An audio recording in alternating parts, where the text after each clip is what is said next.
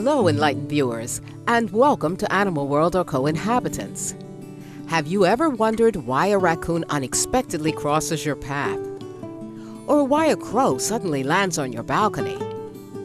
On today's program, we present the first in a two-part interview with American author, retired psychotherapist, spiritual teacher, and shaman, Dr. Stephen Farmer, who will discuss such questions and provide answers based on his years of experience with animals.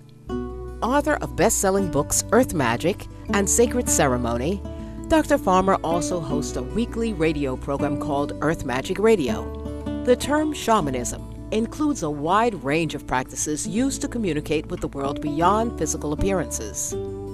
How did Dr. Farmer become interested in shamanism? I spent many years as a psychotherapist, and I would say an unusual psychotherapist, knowing quite a few of my colleagues, and that I really began to be curious about spirituality and how that fit into psychotherapy. And then about 20 years ago, I was introduced to shamanism. I had sampled different spiritual paths, different religions throughout my life, and always been curious about them in many ways, and really was trying to, like I think many people do, is like find the right path. And I did a 2-day course on core shamanism, and I went, this is home. You know, this is where I belong. And I do believe it's in my DNA, somehow in an ancestral connection. And so for a period of time, I was very careful and ethical about how I would employ that in my practice in psychotherapy, but certainly some of the principles of shamanism kind of seeped into the work that I would do with people, and had a very, very successful practice. It is through his study of shamanism that Dr. Farmer came to believe that it is essential to reconnect with animal guides and Mother Earth. He writes about this in his book, Earth Magic. Earth Magic, it's the name of my latest book. It has become more of an umbrella for the work that I do. So Earth Magic really is the idea that the world is magical. I remember a book years ago called The Re-Enchantment of the World by Bruno Bettelheim. I love that title, and in a sense that's what we're talking about. Enchantment is from chanson, French word chanson, which means to sing.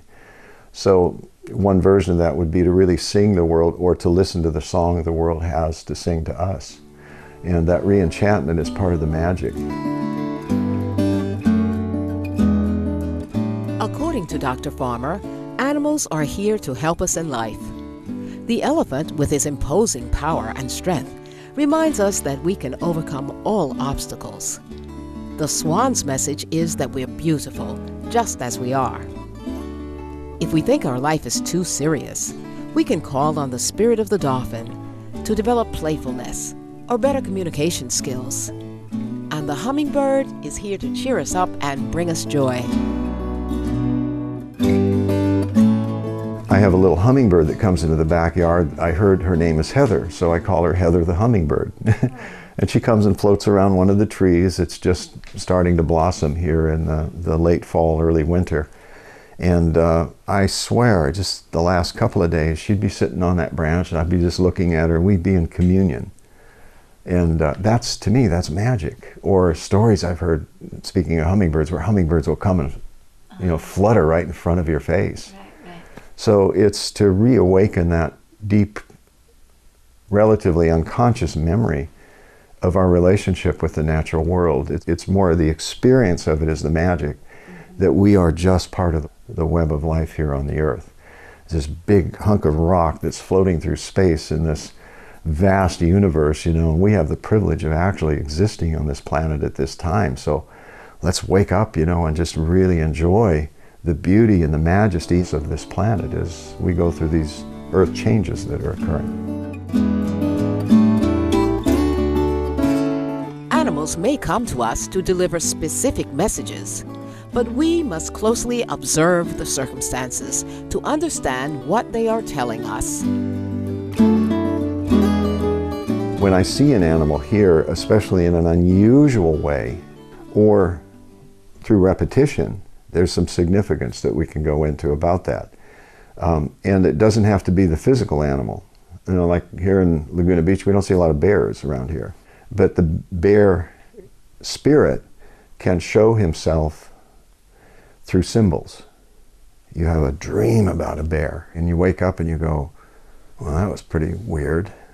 And then all day long, you're thinking about that dream. And then you go to the supermarket and you hear somebody talking about bears. You turn on the TV and there's a show on bears. There's something pretty significant happening at that point. For many years, Dr. Farmer's power animals, the raven, the wolf, the snake, and the owl, have been assisting him in his work. Raven's a magician and is perfectly in alignment with what we were talking about earlier about earth magic. There's a lot of different creation stories where that raven is the one responsible for bringing from the darkness into the light that which is created and what we see before us in the physical world. So he's very creative, a great manifester, which is true about me too. With the help of my spirit guides, I'm very, very good at manifesting. Another one is wolf. Wolf spirit has been with me quite a few years. Wolf is is a great teacher, is an astounding protector.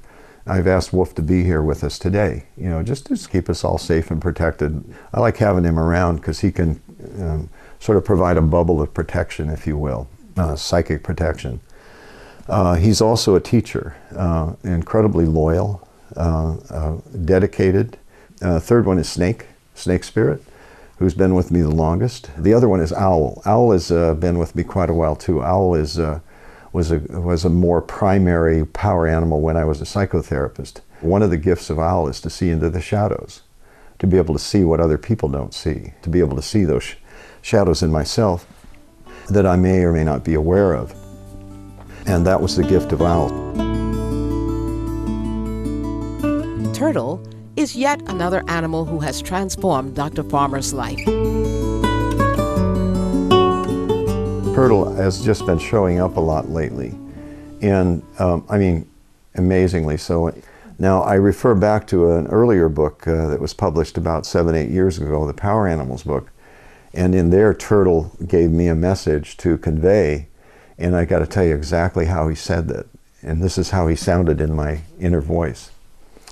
I would sit at the computer and wait for the message. I say, Turtle Spirit, give me the message. You know, what message do you want me to convey to others through this work?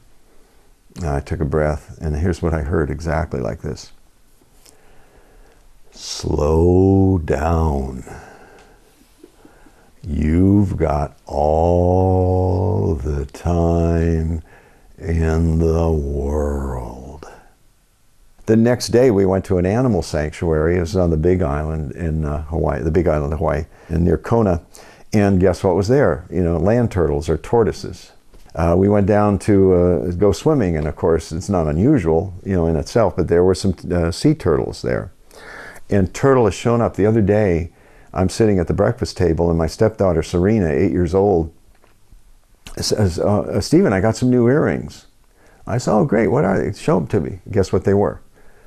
Turtles. I mean, again and again and again, Turtle has showed up. When I feel myself speeding up too much, I'll hear, slow down. It's okay, you'll get there, tortoise in the air. And I swear, I get everything done that I need to get done. In fact, if anything, I think I've been more productive since Turtle's been sort of inhabiting my consciousness. When an animal shows up in an unusual way or repeatedly or both, that animal is it's another expression of God or spirit or great spirit, source, whatever you want to call that force. God's okay with me. God's spirit I use interchangeably. Hummingbird Grand Central sends you a hummingbird, and then suddenly you get a smile on your face and you cheer up. How could you not smile with that little being, you know, that's doing this at 120 beats per second?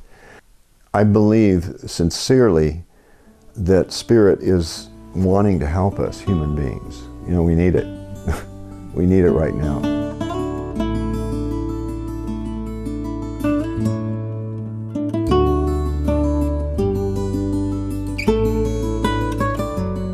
Also a talented musician, Dr. Farmer both composes and sings songs as another powerful way to convey his message of peace. He now performs one of his songs, Breathe Again, co-written by Martin Jordan. I hold my fist tight, my teeth are sinking into my skin. My eyes are aching, I'm feeling forsaken, don't wanna let it in. There's nowhere to run and nowhere to hide. You can always conquer, you can never divide. Every moment you're young, you can never grow old. Please take me back to the truth of my soul, so I can breathe again. I wanna breathe again.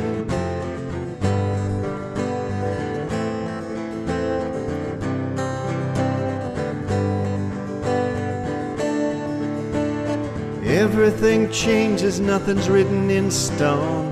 You never have to go it alone. I hold out my hands for all to see. I shout to the heavens, please set me free, so I can breathe again. I wanna breathe again.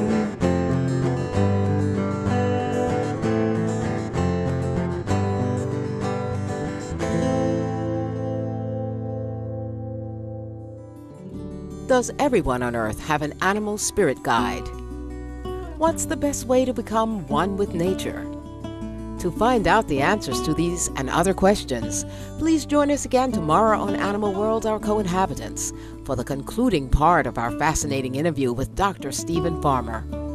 For more information on Dr. Stephen Farmer, including how to listen to his radio show, please visit www.drstephenfarmer.com. Earth Magic and Dr. Farmer's other books and publications are available at the same website. Thank you for watching today's program. May we forever respect, protect, and love our animal friends. For more details, please see www.suprememastertv.com/AW.